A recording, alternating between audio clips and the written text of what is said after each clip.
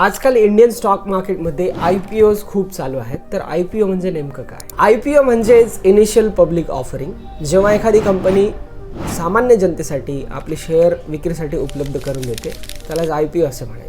IPOद्वारे कंपनीला पैसे उभा करता येतात आणि या पैशांचा उपयोग कंपनी त्याच्या बिझनेस ग्रोथसाठी, एक्झिस्टिंग जे इन्व्हेस्टर आहेत त्यांना एक्झिट करण्यासाठी आणि स्वतःची ब्रँड व्हॅल्यू वाढवण्यासाठी याचा उपयोग केला जातो. तर आता मुख्यतः हा प्रश्न पडतो की IPOला अप्लाय कसं करायचं. तर पहिल्यांदा तर तुम्ही तुमच्या डीमॅटवरती जा, जे IPOला तुम्हाला अप्लाय करायचं आहे त्याच्यावरती क्लिक करा. नंतर तिथे तुम्ही लॉट साईज सिलेक्ट करा आणि याच्यासाठी तुम्हाला मिनिमम पैसे लागतील हे 15,000 रुपये. त्यानंतर तुम्ही तुमचा UPI ID त्याच्याशी कनेक्ट करा.